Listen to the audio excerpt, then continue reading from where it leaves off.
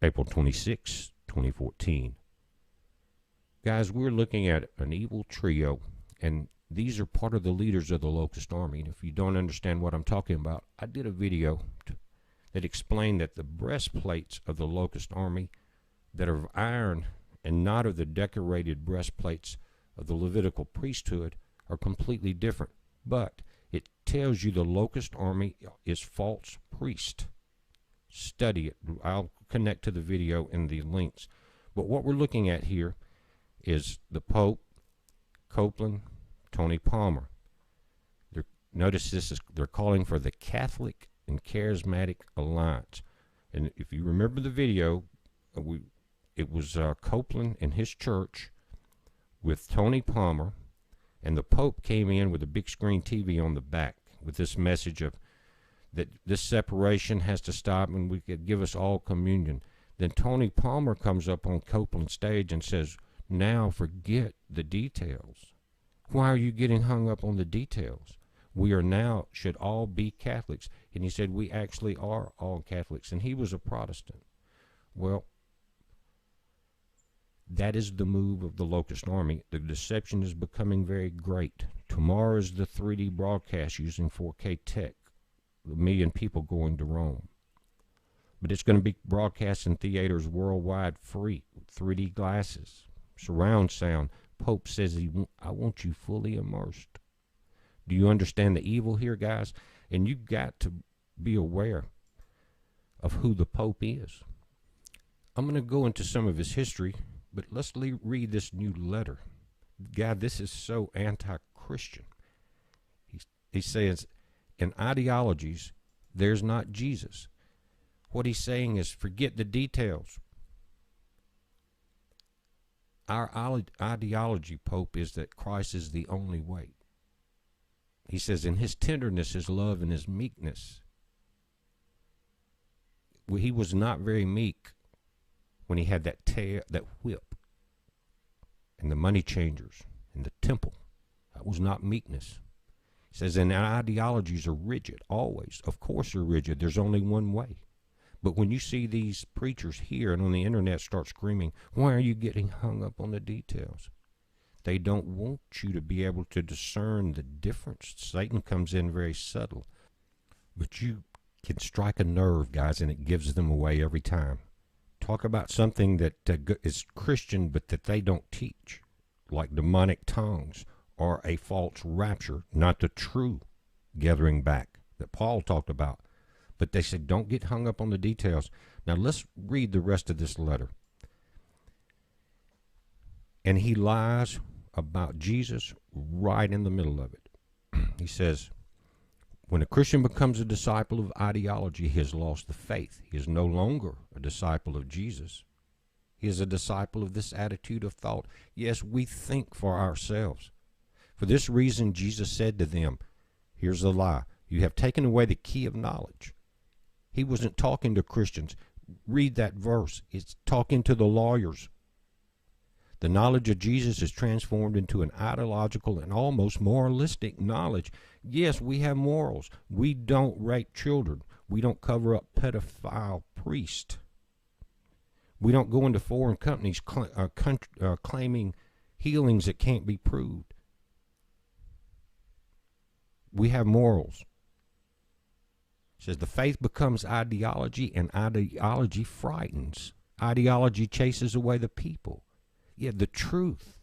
Why don't you just change that word of ideology to truth and read it like this? The faith becomes truth, and truth frightens because that easy way out, the false rapture, is not there any longer. Ideology chases away the people. You mean truth chases away the people? Yes, if they want to be fed lies. It does. If you tell them that it may not be quite so easy, quite such a fluffy, duffy ride out of here, that does chase them away. It says distances and distances the people and distances of the church of the people, but it is a serious illness. So the Christian ideology now is a serious illness. Guys, are you listening? He says, this is of ideological Christians. It is an illness, but it is not new. Here's why he's saying it's not new. I want to read why he left. When he left and came to Rome, he says, this is talking about that time. It says, Relations puts it, the military thinking was this, just like the Pope's letter. We're going to get rid of the cancer that is in our society, the left wing. And these people that have communist ideas and other vaguely communist leftist ideas, such as trade unions, the press, students, and their sympathizers, were all targeted. Now, I've got a reason for coming here, because the Pope escaped in time to keep from going to jail over this. God doesn't forget. Amnesty International pegs the total number of abductions at the hand of the government security forces at 30,000, many of whom the group says are still unaccounted for. People were tortured and executed. But the issue is unlikely to go away anytime soon, particularly while high-profile trials are still taking place. This week, a Buenos Aires court sentenced the last dictator, Ronaldo Bignon, to life in jail for crimes relating to the disappearance of 23 people, including 2 pregnant women, when he was in power in the 1980s. Guys, that's just the tip of the iceberg. What happened was they started having testimony, and that's when the great escape, the great flight of the first Jesuit to Rome. Now, I want to read from the testimony during the war crime tribunals that showed that Catholic priests and chaplains played a central role in the torture and murder of dissidents by blessing torture chambers and absolving troops of their sins after they had thrown dozens of bound and drugged dissidents from a plane into the 50-mile Rio de la Plata. So, again, only God can forgive sins. But they are blessing torture chambers. This is the Pope. De la Cueta's family were among the thousands that were wiped out. The military junta that ruled this country from 76 to 83 allegedly disappeared up to the 30,000 accused leftist dissidents. Says many were tortured and dropped from airplanes. Desperate, the De la Cuetas had been told that the Jesuit order's leader in Buenos Aires might help them. Estella's sister, Eleanor, was 5 months pregnant when she, along with her husband, were abducted in 1976. The man they were told to see was Father George Mario Bergoglio, Pope Francis. When Estella's father went to Bergoglio, the future pope allegedly told them all he could do was write a reference letter to another priest. Excuse the disturbance was his letter, but I'm writing you because I would like to introduce Mr. Roberto Luis de la Cueta, with whom I have had a conversation. He will explain to you what this is about, and I appreciate anything you're able to do. The priest was known to have close ties to the junta. That's the government that was killing these people. So what he did, pulled a Pontius Pilate. Are you listening? He, knowing to trying to keep his hands clean, he washed his hands, sent him to a junta priest that would have them abducted and disappeared. He says, Anna was one of hundreds of infants born to mothers and abducted and shackled to beds. A few more than 100 of those children have been reconnected with their families. Most of the mothers, like Elena, were disappeared. So the nice Pope, this is what he did there when he didn't like the way people were doing things, dissidents, students, the press. Now he doesn't like the way the Christians are holding to their doctrine, and he's moving with the one world order, the locust army of the priest. But again, Pope Francis sent them to be killed and tortured to shut them up, and as Pontius Pilate did it, he washed his hands. Perfect for Romans, right? That's the entire deal of what's happened there. But to escape it, that's what he did. Now look what's happening. The big cross on the right, which is an abomination of Christ hanging upside down, that the church of the synagogue of Satan hung there in Italy. Notice it's to symbolize this Pope on the left, John Paul, being raised to a saint Sunday. And notice his chair with the upside-down cross on it. They love that. But over here by it, see the Roman temple and the Roman statue? Well, it failed. You probably saw this, guys, a couple of days ago. Killed a guy up under that hanging cross of Christ in agony. Now, Christ is not on the cross. He rose from it. There are two type crosses. A lot of you people have both. I want you to think about this. The Catholics always have, or the priests always have, a wretched, crooked cross with a wretched figure, almost a skeletal zombie of what they call Christ. But it goes back to this. It says, in Seneca, in 65 CE, refers to a variety of postures and different kinds of tortures on crosses. Some victims are thrust head downward, others have a stake impaled in their genitals. Still others have their arms outstretched on a crossbeam.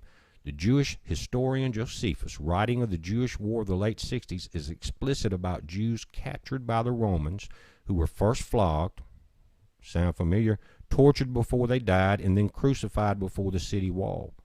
The pity, he reports, that Titus, father of Josephus' imperial patron Vespasian, felt for them did not keep Titus from letting his troops dispatch as many as 500 in a day.